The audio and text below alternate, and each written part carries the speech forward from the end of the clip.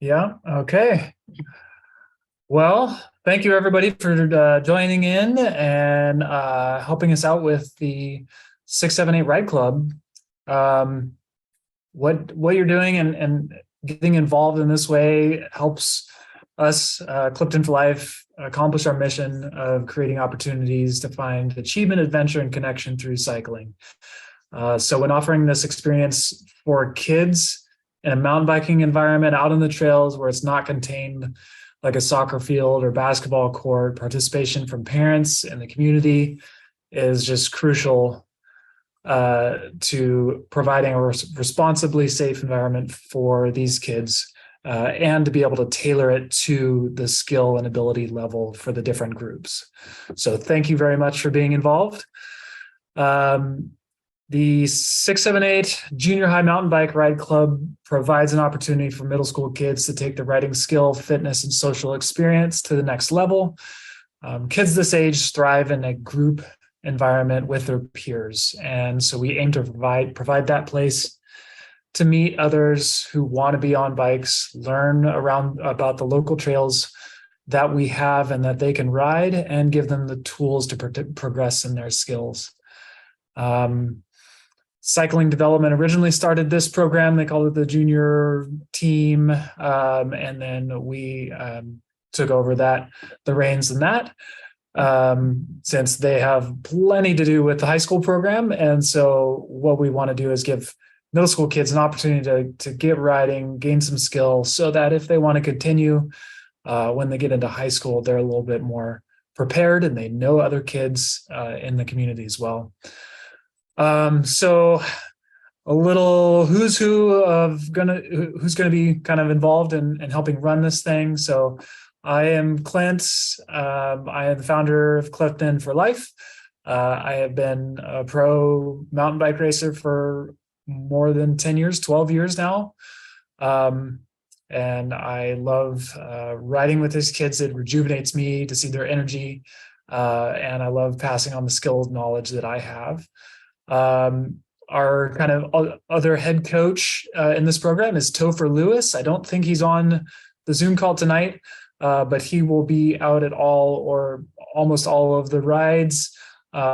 He's just got a great attitude and is great with the kids out there, just spreading love. Jen Clausen, my wife, is on here as well. She is all things operations in the back end of this. And she will be our kind of incident dispatch on ride nights. Should anything happen, there'll be a number that you guys call to reach her, and then she'll take it from there. So we'll get into that a little bit more later.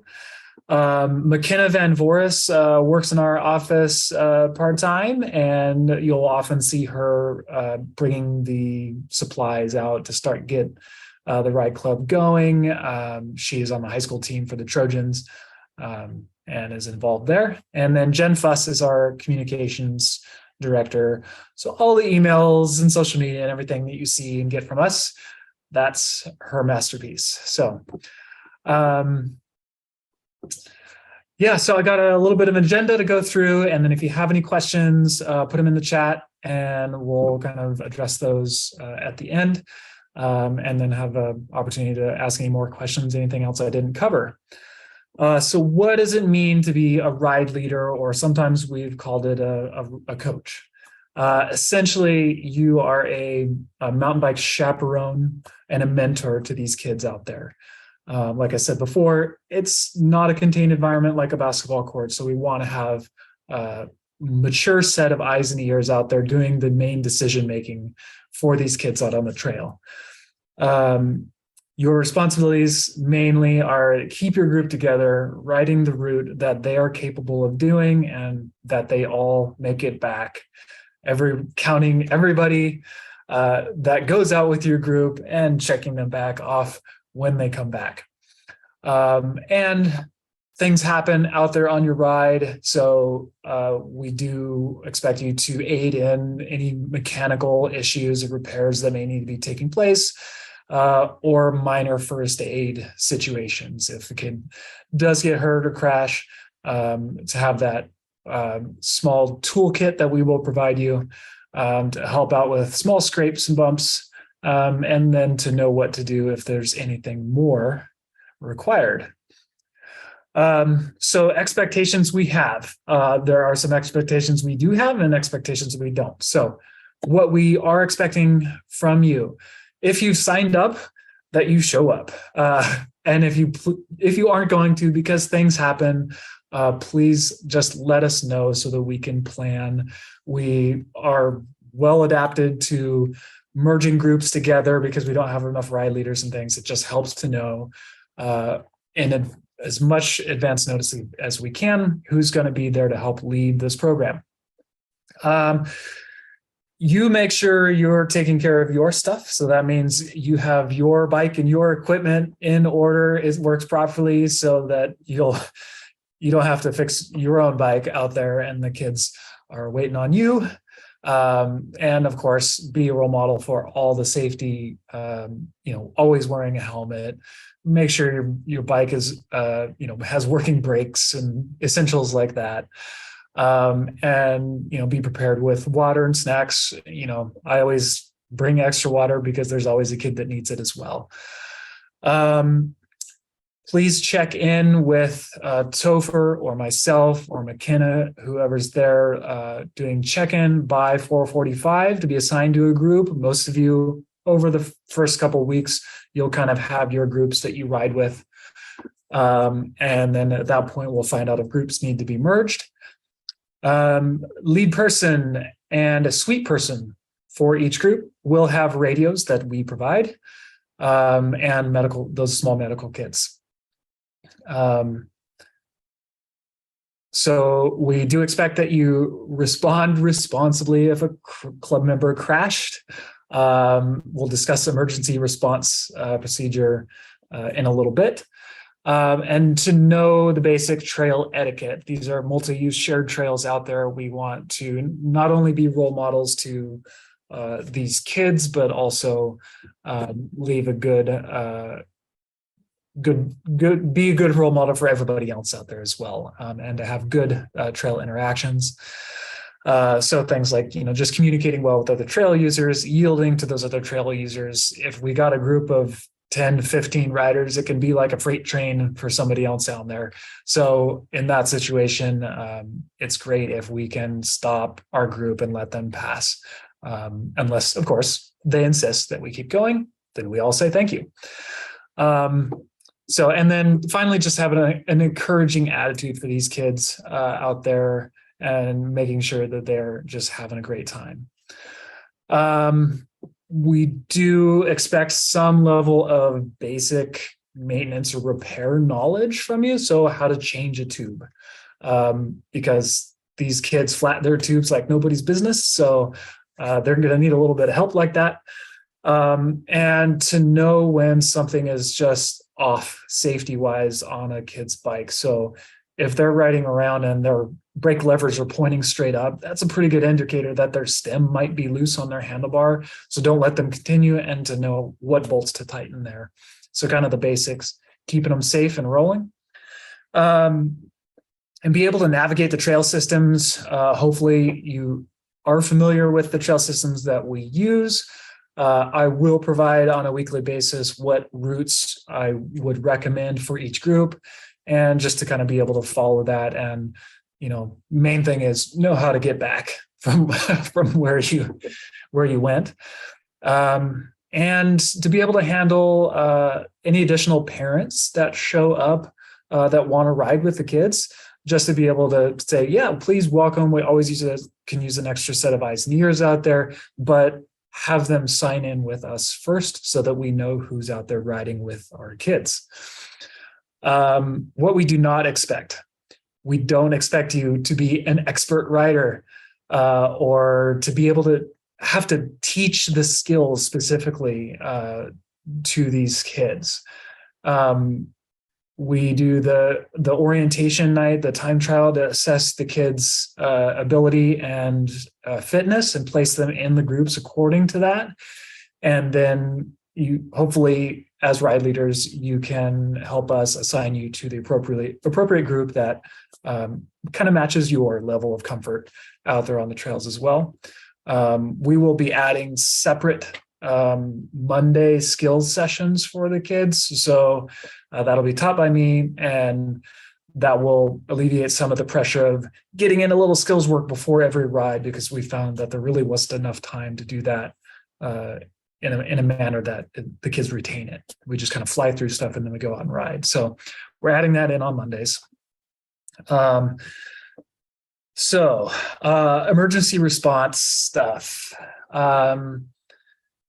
If a kid crashes, immediately the first thing is to assess the situation and how severe it is. Is emergency response necessary? Should the rider be moved? That sort of thing, if it's serious. We'll send out a document that I found it through NICA, but there's lots of information out there, just kind of the basics of if you see any of these symptoms like neck pain, tenderness, double vision, loss of consciousness, that sort of thing, call 911. Also bleeding, bones sticking out, the things that we don't want to see, call 911.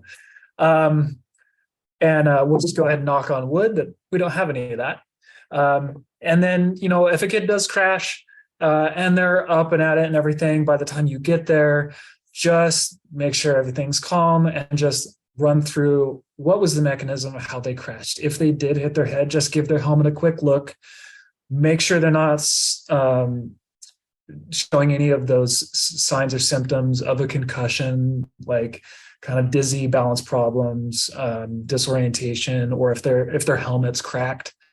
And that's in that situation, it's just a good idea probably to not let them continue on the ride that night, and we'll get them back. Any of those situations where a rider should not continue on a ride, you need assistance getting them back if they are able to walk, or their bike is no longer operational. That's a situation where you call our ride dispatch, and that is our office phone number that will be manned by Jen Clausen. And so she will be able to contact the parents, contact me or Topher or anybody else out there, because we kind of get a little bit scattered. And then we'll be able to get back and figure out exactly where you are and the best, easiest place to access and get that kid home safe. So I think that's enough on emergency response. We will send out more information on that so that you have that. We'll make sure all of you have the appropriate phone numbers and everything on a little laminated card that you can carry with you along with those med packs that we give you to ride with. So who provides what? Ride leaders, you will provide your own bikes. I would love to give everybody bikes, but I don't have that ability. So you got to have your own bike, riding gear, weather appropriate riding gear. It's been a little bit of a wet winter, and we are going to be riding in some rain conditions, because if we say we're not, we're probably not going to ride very much this spring. So be prepared for the right equipment, multi-tool. If you need one, let us know. We got a number of those laying around, and a pump too. And changing flats is a big deal. Parking fee at state parks. So you are responsible for that. If you got a Poppy Pass, awesome. If not, it's $12 to drive in, or you can ride in as well. And then we do want you to provide feedback if a rider in your group is in the wrong group. If they're ready to level up, you'll know it, because they'll be riding on the front the whole time and kind of waiting on everybody else with you. So maybe it's time that they ride up, or if they're asking to do that, or if they're really off the back consistently and it's not just a bad day, then maybe we should talk about moving that rider down a group. In general, I think it would be a good idea to, if a rider ever wants to self-select down a group for a night, sometimes they're just not feeling it. They've got baseball practice and water polo and all the other things, and they're just tired. If they want to come out and ride down a group so that they're not have to push so hard, absolutely, whatever is the best experience for them. What we will provide those basic med kits, the radios for you, the ride plans and the routes for each group, or suggested routes for each group, the group assignments based on their original time trials, and then we'll handle any changes throughout the season. That dispatch support that we talked about with Jen available. Incident reports and documentation. So if anything does happen, we have the things to document that, and permits and insurance. So if anybody asks, what are you guys all doing out here at state parks? We have a permit for all of this. We're all on the up and up with state parks for that. And we have the insurance necessary for it. So no matter where we are, even when we're riding out, starting at like District Church in El Dorado Hills or anywhere else, we're all good to go there. Next, season schedule. So rides are on Tuesdays and Wednesdays from 4:45 to 6:30. We will be, let me pull up my other document here. For weeks 1, 2, and 3, we are going to try to be based out of Browns Ravine. Weeks 4 and 5, we are going to base out of Acorn Creek, which is just past Skunk Hollow or Salmon Falls Bridge. And 6 and 7 will be based out of District Church. And week 8, we'll do our last ride at Browns, and then we'll have our kind of end of season party at Lakeside Church. So the first week of April is off for spring break, however, so we know a lot of kids would be gone. So we're taking that week off. And with the rain situation on our permit with state parks, they have a stipulation that if it is supposed to rain on that ride day or within 24 hours of the ride, if it's supposed to rain a half an inch or more, we have to cancel the ride on state parks property. However, we can do a rain appropriate ride somewhere else. As long as it's not crazy stormy, we'll make that call by 10 a.m. On the day based on the best predictions that we have. And if it's just supposed to be a wet day, but it's not lightning and heavy wind, then we'll still ride. And I do have some rain routes set aside for those. And most of those would be based out of the El Dorado Hills Community Park and using the gravel roads and paved trails around Serrano. And then if we need more rainy rides, I got some other options, but hopefully we don't need more than just a couple. There is a Remind text group that we've set up, and we do ask that you join that, and that will give you all the up-to-date information on where we're riding and when for each ride day. Mechanics Mondays, I mentioned that before, that's the skills day, and that will be the best chances for kids to practice those skills and gain a little bit more. I'll be teaching those. You guys don't have to be present there. I'm going to do it only 2 of the groups at a time each week. So for example, like week 1, that first Monday is really only, we call in our blue and purple groups. So I'm like 20 kids or less. And so I'll be able to manage that. If you want to come and get a little pointers yourself and help me kind of wrangle and set up some drills, I would love that. And you guys are welcome to. So that's the deal with Mechanics Mondays. So daily schedule, like when you show up at a ride, one thing we are adding this year is just something that's going to help us track attendance. We're going to put the RFID chips that we use for races. We're going to put those on the nameplates that each rider has on their bike. So that means everybody must have their nameplate on their bike. It's super helpful for us and for you guys if they have their nameplate on the bike, so you remember their names and you know that they're actually supposed to be a part of our group. So make sure that they have theirs on their bike, and if they don't, just bring them over to us and we'll make them a new one. And then we do ask that you have one on there also, so that we can just make sure we're tracking your attendance as well. We appreciate the volunteer hours, and we want to make sure we're logging that. And then we're going to cast this big RFID field, and it's not going to be like they have to go under the arch to get through. We're just going to be reading their chips all there.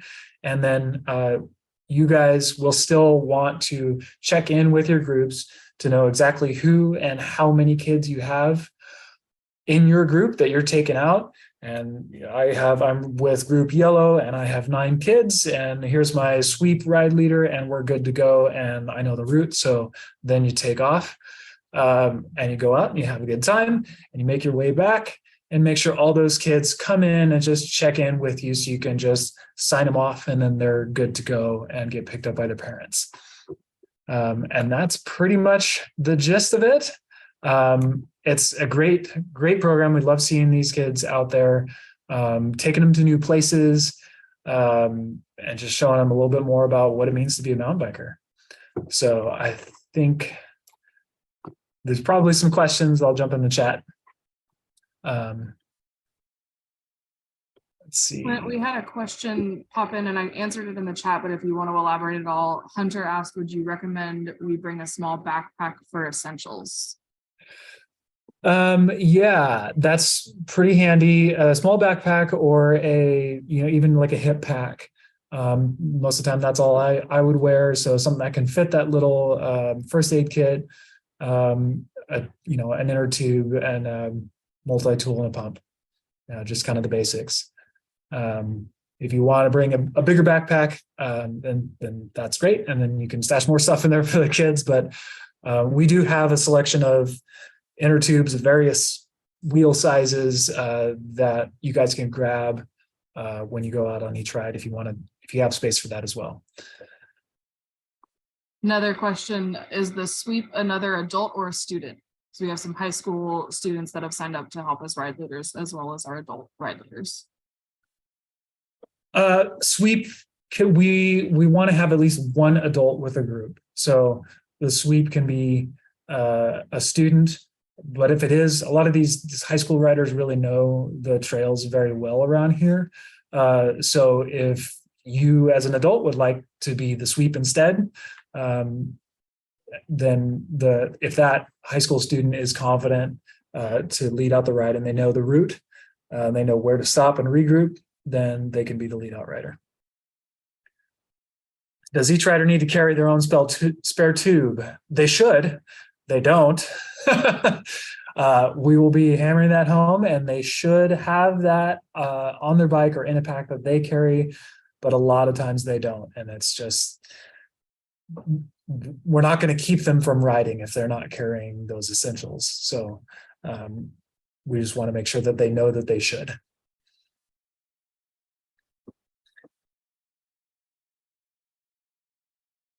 If anybody else has any questions, you're welcome to drop them in the chat, or you're welcome to unmute yourself and speak it verbally if you feel more comfortable doing that. We'll give some time for questions now. We have about 5 more minutes. I have a question. Oh, unmute. Oh, yeah, Barb, you're muted again. Mute. Okay, so I ride a ton with the Dirt Sisters, Suzanne Talbert, and I never lead. So when it comes to like routes, I've probably ridden all of them, but I wouldn't know, oh, we're at Dolan's Point, Beals Point, I do know, but so is it that difficult to figure out what the route is if I've never led it before? This is me talking, and I'll say no, but everybody has a different skill ability for navigating. Or do you have like the routes and I could look at them and chart them out ahead of time? So what I do most of the time is I will send out the routes in advance, and I use Strava to make a route. And you should be able to, even if you're not a Strava member, you should be able to see the route. that I've laid out. And I also do my best to give you kind of a turn by turn of which trails you'll be on. The problem with that is a lot of people call all these trails something different. So I do my best. And ideally you're paired up with another ride leader that kind of knows the trails. And yeah, and that's honestly where these high school kids will help out a lot, because they do know this area. They ride a ton with the high school teams. Okay. All right, any other questions? We've got one or a couple more. Hunter, I don't know if that last explanation answered your question of sending out examples of a route so you can write them or familiarize yourself with them ahead of time. But the other question that Hunter asked that I think it'd be good for the rest of the group to hear is if the group wants to stop and work on a certain area, like a little rock garden or something, is that okay? Absolutely. That would be a great, there's always a great skill building opportunity. If they want to do something and session it and work on it, I love that idea. And a lot of times I try to get these routes where it's not going to be like it takes them the whole time in their back ride at 6:30. The goal is that they're back maybe about 10 minutes before that. So that gives you a little bit extra time to fix a flat or session something that you guys want to work on. Or if you guys do make it back, then we can play some games and have some fun before the parents get there. I see a hand up from Levi. He's done Zoom before. I would just say, in answer to that question too, a lot of it, I think it's important to kind of give the kids a heads up that that's something we might do. We might session something. We might, work on a skill here or there, because you'll have kids that's what they want to do. And other kids just want to pull on mileage, and other kids just want to go fast. The groups are at this age, they're a little bit different than some of the high school kids that are, that are really pounding away at certain things and just riding. So I would say, as long as you give them a heads up to say, hey, this is something we might do, then it makes all the difference. They usually are pretty good about it. Yeah.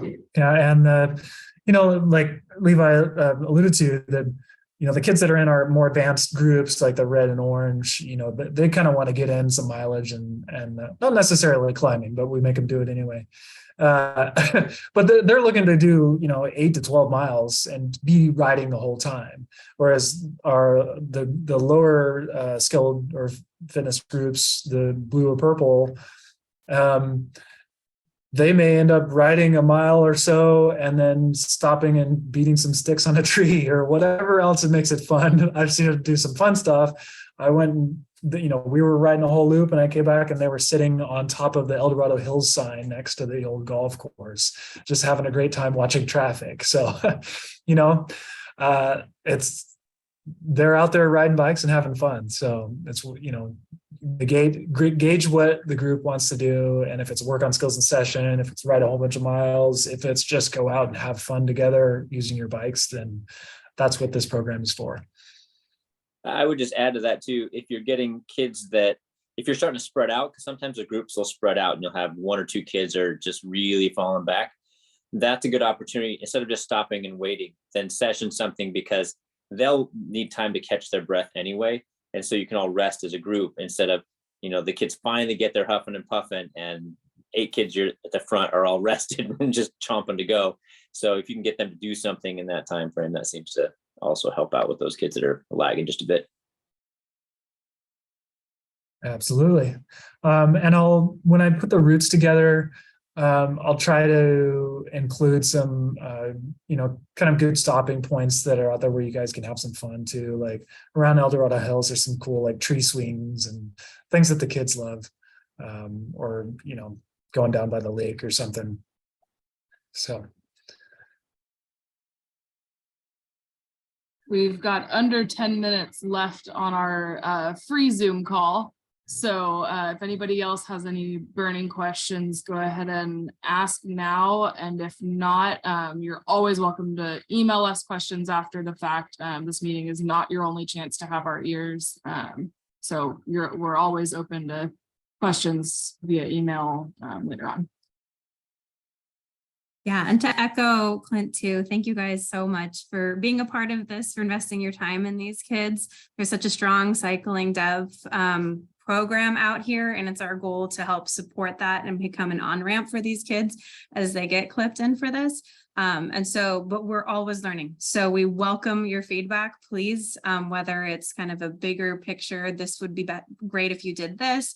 If it's a one-on-one thing with a kid, I know there have been a few kids that can have some attitude challenges sometimes, and we can, strategically come in and have a talk with, Clint's really great at that. Hey, why are you out here? What are you trying to accomplish? And how can you be doing better for yourself? So I guess my message to everyone is I don't want you to feel like you're alone. We're so grateful for what you're giving in here, and let us know how we can support you, whether that's notes back to us in the office about things we can do differently. I have a notes for Jen. So if you need me to take care of something behind the scenes, we're out of 29er tubes for the second day in a row, Jen. We need more things like that. Get notes to me so we make sure we take care of you guys. So thank you.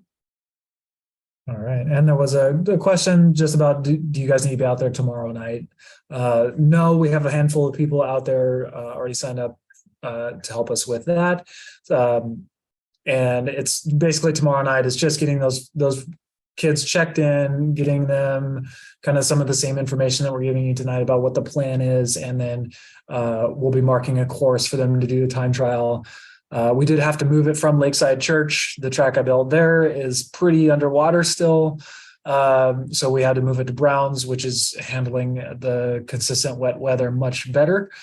So we'll do a little time trial course for them there.